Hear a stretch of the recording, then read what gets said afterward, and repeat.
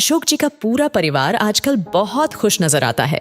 और खुश हो भी क्यों ना, अशोक जी को अपनी इकलौती बेटी के लिए एक ऑफिसर दामाद जो बिल्कुल मुफ्त में मिल रहा था।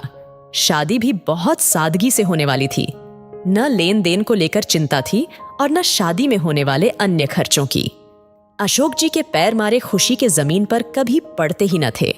शादी के दिन जब नजदीक आए तो दोनों परिवारों का एक दूसरे के यहाँ आना जाना भी शुरू हो गया। शादी के लिए मुश्किल से अब 1 महीना भी नहीं बचा था। एक दिन ऑफिस से आकर अशोक जी चाय पीने बैठे ही थे कि उधर से उनके होने वाले समधी राम श्रेष्ठ जी का फोन आया। औपचारिक अभिवादन के बाद राम श्रेष्ठ जी ने अशोक जी को जो कुछ भी कहा, उसे सुनकर तो राज किशोर जी को तो मानो काटो तो खून नहीं, उनका पूरा चेहरा पीला पड़ गया। माथे पर चिंता की लकीरें साफ देखी जा सकती थीं। दरअसल लड़के वालों ने यह रिश्ता करने से साफ इनकार कर दिया था। इनकार की वजह बताते हुए लड़के के पिताजी ने जो कुछ कहा वह इस प्रकार है।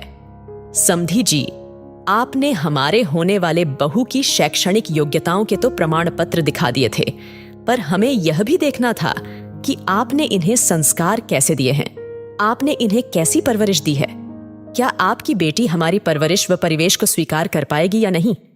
इन्हीं बातों को जानने के लिए पिछले 2 महीने में मैं 3 से 4 बार आपके यहाँ आया।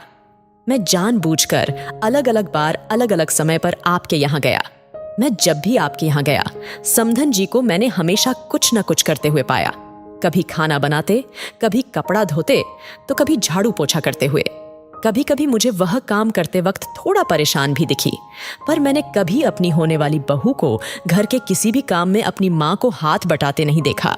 माफ कीजिएगा समधी जी, मुझे अपने घर के लिए एक बहू चाहिए, कोई सजावटी गुड़िया नहीं जो सज धज कर घर में कहीं किसी कोने में बैठी रहे।